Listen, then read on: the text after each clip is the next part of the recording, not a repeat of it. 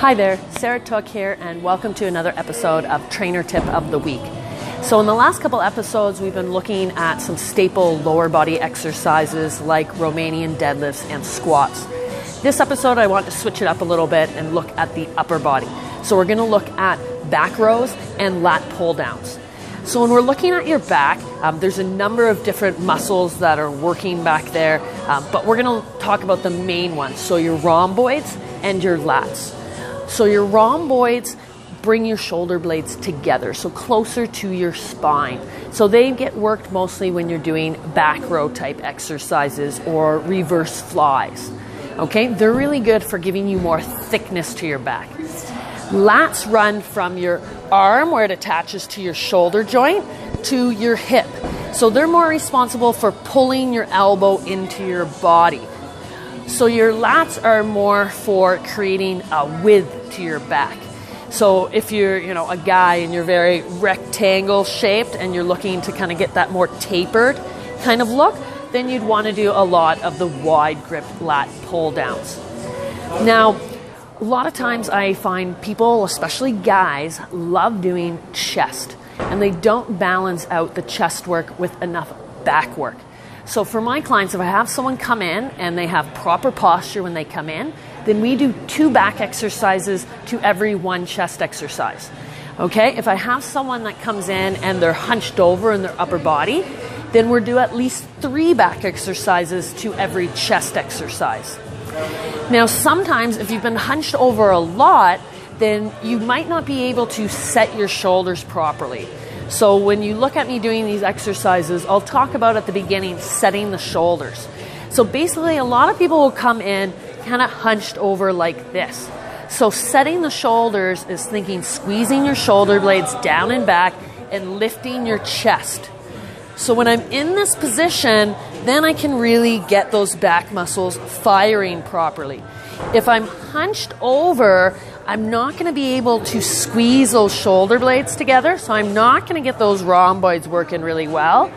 And if you notice, the upper trap becomes way more active. Okay, so we don't want that. So if you're one of those people and you can't set those shoulders, then you're going to want to do some mobility work for the front of your body. So basically opening up your chest. So this can be doing some mobility ball work. So that's taking a lacrosse ball and pinning it against the wall and rolling the chest. Or putting your arms on each side of like a door frame and leaning through in order to open up your chest. But then you're going to find that you can really get those back muscles activating properly. So as usual, I'm going to talk you through the move as I'm doing it. I'm going to show you how it should look. And then I'm going to show you some common mistakes that I see people doing that they shouldn't be doing. And then afterwards, I'll come back and I'll touch on a few key points to keep in mind as you're doing it. So we're going to look at the back row first. So here I am on the cable one. If I have somebody just starting out, sometimes I like to start them on the seated row, which is exactly the same, but you just have a chest support in the front. So why that's really good is you can tell if you're moving in the torso. Here you have to just kind of pay attention to how it feels. So you'll notice I've got a slight bend in the knees, and then I'm just nice and tall in the torso. So you want to have the nice neutral curve in your lower back, and you want to have those shoulders drawn down and back with that chest lifted. If I had the chest support there, I would tell people you don't want your chest pushing on the pad a lot. Now notice nothing funky happening in the head as well. My head is not going forward as I'm pulling back. It's just staying in one position. Now sometimes you see people, they like to lean forward and lean back when they do this. And that's not wrong if you're doing it properly, where you're hinging at your waist. So you're seeing I'm maintaining neutral spine, right? What you don't want to do is as you go forward, let the shoulders round forward and flex in your spine. And then as you pull it back, extend. Okay, so starting out, I like to cue people just keeping the torso still and just focusing on engaging those back muscles doing the row. But once you get used to it, if you want to do a little bit of that hinging, you can. Again, just make sure hinging from the hip.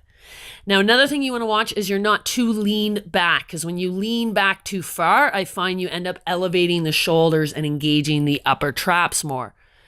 Now, you also want to make sure that you're keeping your shoulders down away from your ears. So it kind of plays into the setting the shoulders. But again, if those shoulders are up like that, you're going to find that your upper traps are doing more of the work. Again, we want to feel it in the rhomboid, in the mid-trap area. Now, lastly, you don't want to extend and flex as you pull. So sometimes I'll see people really popping that chest up as they're pulling back and overextending in their back.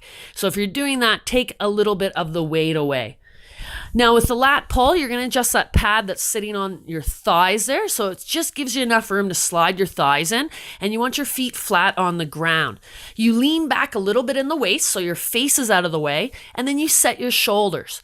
So you want to take the shoulders and pull them down away from the ears, and you want to keep your shoulders down throughout the move. So as the arms straighten up overhead, you don't want those shoulders coming up around those ears. As I pull it down, you see I'm pulling it just straight down, so my forearms stay vertical and the bar's coming to my collarbone. Right? If you're going to smack yourself in the face, you just need to lean back a little bit so you get your face out of the way. I like to cue clients to think of like they're just trying to squeeze an orange underneath the armpits. Now, with this one thing you want to watch is you don't lean too far back. So, I mean, if I want to do a nice wide row, so kind of like the move I was just doing, this would be a good way to do it. If I'm trying to work the lats, though, it's not going to work them the way you're supposed to. Right, so here you see I'm letting the shoulders come up each time in between. Again, I like to cue keeping the shoulders down. And then lastly, you don't want to be pulling the bar down in front of you. This is the most common mistake I see people doing. You're going to feel it more in the chest and in the forearms. Again, you want to think of popping the chest up, just making your lats do the work, not having your forearms overly active. Okay, so that was the back row and the lat pull down. So again, the back rows are really good for creating more thickness to your back and work those rhomboids really good, while the lat pull down is more for width to your back and targets those lats a little bit more. Now with both of these, you do want to challenge yourself with the weight and try and get as close to muscle failure as you can. But if you're not feeling it in the right areas, like you don't feel those back muscles engaging, or you're not doing it in proper form, then take the weight down, okay? It's not about how much weight you're lifting, but it's about doing it properly and getting strong, doing it properly, and then adding more weight to it. The other thing I like to do if you're not feeling it in the right spots is do it one arm at a time.